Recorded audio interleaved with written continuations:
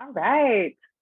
Welcome to May's interview with the author of the month for the Cozy Mystery Book Club. I'm Erin Johnson, and I'm here with USA Today bestselling author Shéa MacLeod. Hi. Welcome. Thank you. All right. I'm going to introduce you by just reading your lovely bio real quick. So, Shéa MacLeod is the author of urban fantasy, paranormal romances, contemporary romances, paranormal women's fiction, and cozy mysteries. She has dreamed of writing novels since before she could hold a crayon, and she totally blames her mother. Her love affair with books, words, and stories began at a very young age when her mom would load her and her brothers into the red radio flyer wagon and haul them down to the local library. For Shéa, the library was a magical place, each book opening up a new world. Her favorite poem as a child was Jabberwocky, and her favorite authors were Agatha Christie and Edgar Allan Poe. So I think a magical cozy mystery makes sense. Yeah, which probably explains a lot. After 6 years living in London, England, a dearth of good donuts has driven her back to her hometown of Portland, Oregon. Her first series, Sunwalker Saga, has hit bestseller lists multiple times, and her Lady Rample mystery set in 1930s London is a major hit with readers. She's currently working on the next book in the Sugar Martin Vintage Cozy Mysteries, as well as the first book in her new paranormal women's fiction series, Season of the Witch, which is kind of a great lead-in because that's the book that was the book of the month, right? Mm-hmm. Yeah. Lifestyles of the Witch and Ageless, which is a great title. I love it. So, in your bio, you mentioned libraries, and your main character, Juniper Jones. Do you call her Juniper in your head or JJ? Both. Yeah. Both. Okay. And forth. Yeah. Okay. Yeah. So I'll call her Juniper. So she starts out working at the Portland City Library, right? Yes. Yeah. So does this reflect? Well, it's based on the real our main library here in Portland. Yes.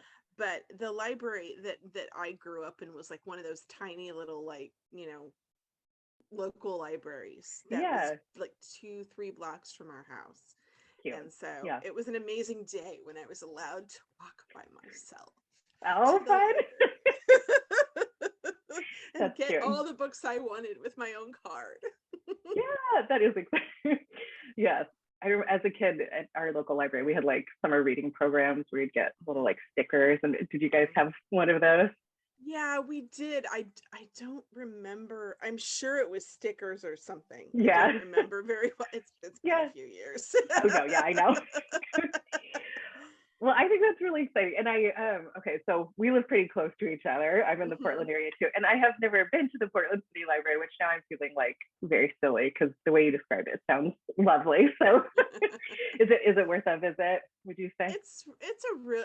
I think so. Like, if you live here, like going and seeing it once, it's a really beautiful old building. And it sounds like it, yeah. Yeah, and if you love libraries, it's just and books. Yeah. It's just a neat place to go because I used to live downtown, not far from it. So for a while it was my libraries too. So yeah.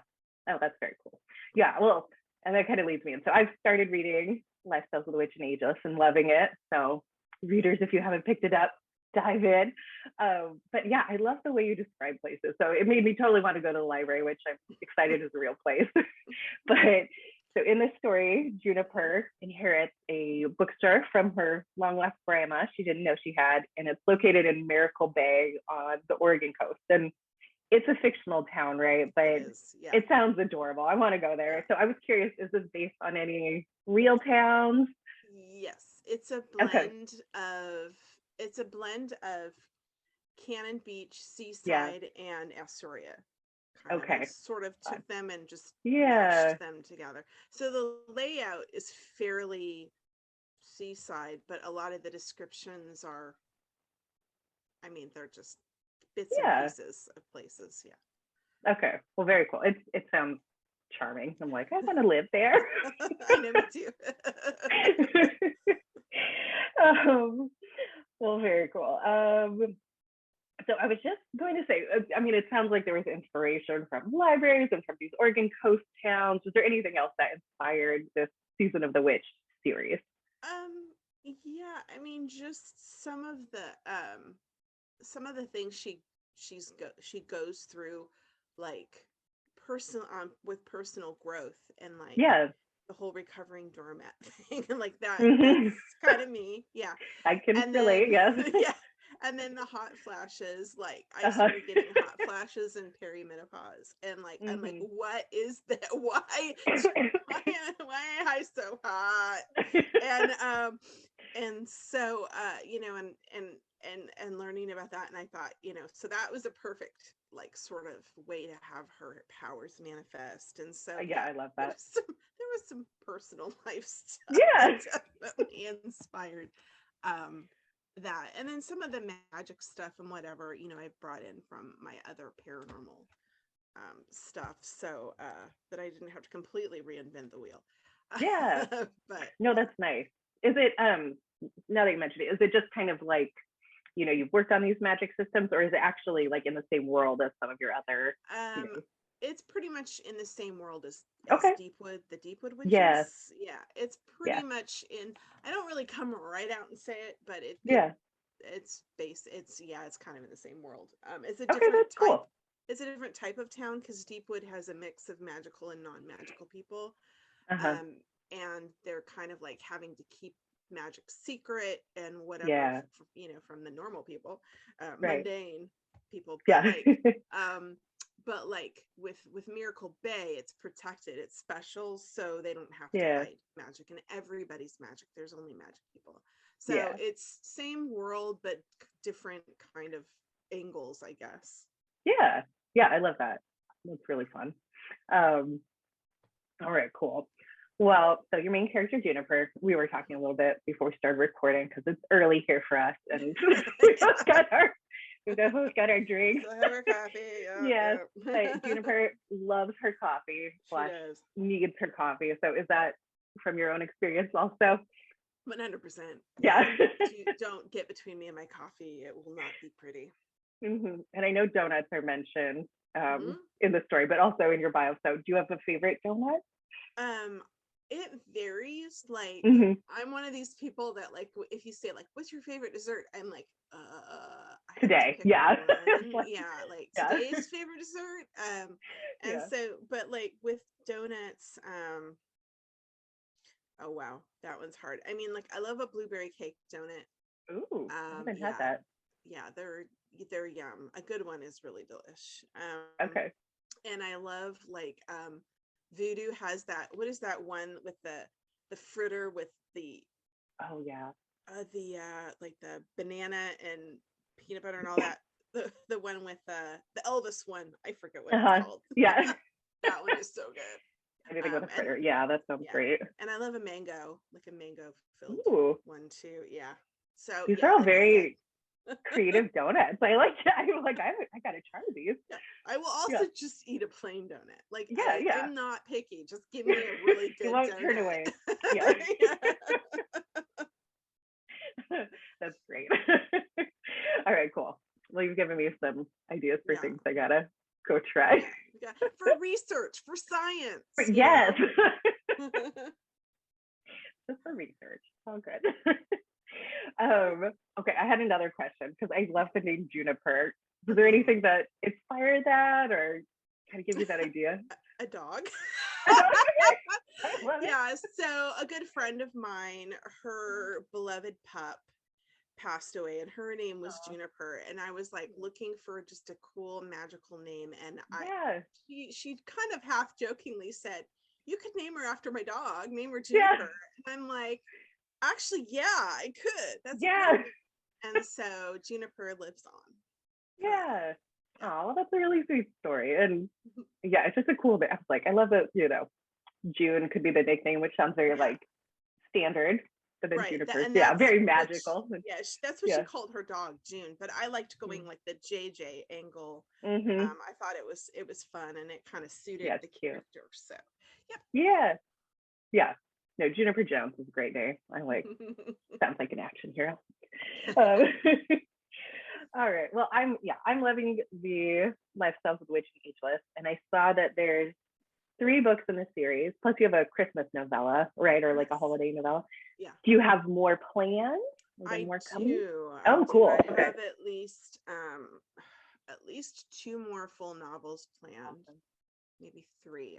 I'd have to have a look, but yeah, I definitely have more planned. And as long as people want to read them, I'll keep writing them because, they're fun.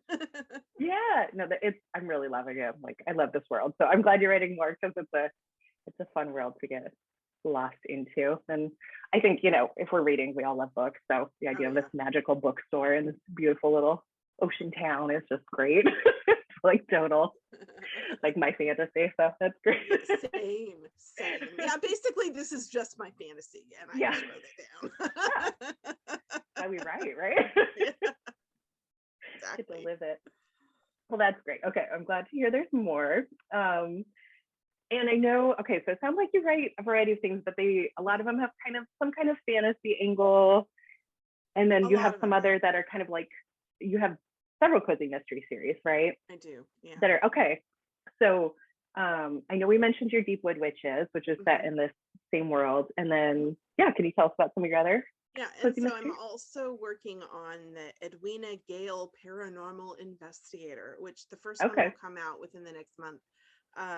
And that's again set in the Deepwood Witches world. Yeah. So this world.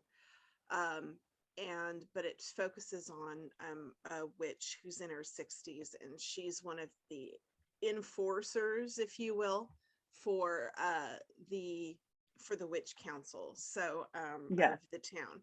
So but she's very no nonsense, very, she's lived a little, she's seen a lot, she's got no time for your nonsense. And so, but of course nonsense often ensues because that's just the nature of magic.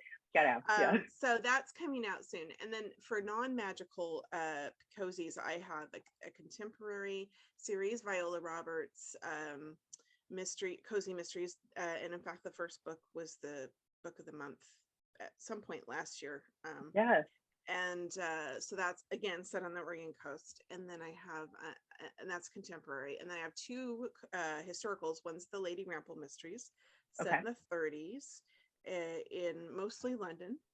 And the other is the Sugar Martin Vintage Cozies, which is set in the late 40s, mostly in a small town in England, although the main character in that one is American. Okay, very cool. And I saw in your bio, I didn't realize, but you used to live in London. So was that, did you draw on a lot of your experiences? Yeah, absolutely. Yeah.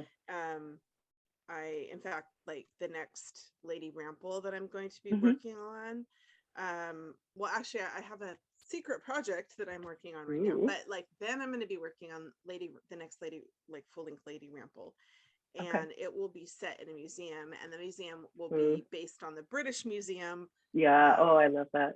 I love the British Museum. I've been there lots of times. I just loved spending hours and getting lost in there. And I worked in Mayfair, so I was around all those they're mostly, a lot of them are businesses now, but they used to be where people lived, and so like just a lot of that comes into my various travels around, come into play. So I definitely draw a lot on my experiences for that, even though she's set quite a few years before I was there. 100 or so. That's awesome though. I've gotten to visit just a couple times to England, and both times I've gone to the British Museum, and it is, I mean, not generally like I gotta hit the museums kind of person, but that one is like you can just, it really is. So I think that's really cool that you have a mystery set there. I can only imagine. There's the whole mummies court. My brain's already like, oh, so many good stuff you could do. That's very cool. And then oh gosh, what was I gonna say? Oh, so in your Deepwood Witches series, I've gotten to read a couple of your short stories with Edwina. Love them. And so I feel like JJ's more like gotta have her coffee, where Edwina's more like really hooked on those donuts. But I feel like they could definitely be friends. Like, do you think you'll ever have any kind of crossover? I don't know. I might. We'll see. It's possible because, I mean, the witch world isn't a huge one. So no, especially along the Oregon coast. We know. it's very possible Edwina might, take a vacation to Miracle Bay, or JJ might need to go antique shopping in Deepwood. So, it's hard to say. Yeah, I love it. Both characters are just really great. Like, yes, Edwina's really a strong person, but I feel like JJ is too. It's like cool to see her kind of getting over that the doormat syndrome, as you put it. Yeah. Yes. Yeah, which is really cool to see. All right, well, very cool. Sounds like you have a lot in the works, but what's your next upcoming release, if you know? Okay, so my next upcoming release will be the first Edwina Gale mystery. Okay, very cool. Day of the Werejackal. And I love it. there are werejackals, drag queens, ancient Egyptian gods, hidden. I'm on board. Hidden safes, it's all the things. So all of it. I love it. Yeah. Very cool. Well, good. Anything else going on for you? Like any upcoming projects or just fun travels or anything?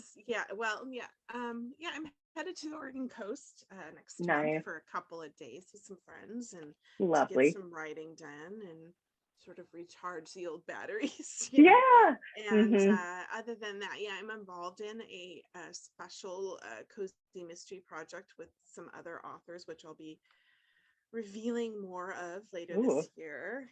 So very cool. That's my super secret semi-super secret project. That's great. So if people want to know about the super secret project, what's the best way to stay up to date with what you've got going on? Well, they can come and sign up for my newsletter at my website, which is ShéaMacLeod.com. Okay. And, or they can, follow me on Facebook or Instagram. Facebook is, I think it's under Shéa MacLeod, Cozy Mysteries or something like that. And then, on Instagram, it's Shéa MacLeod Author. So, they can come follow me all those places.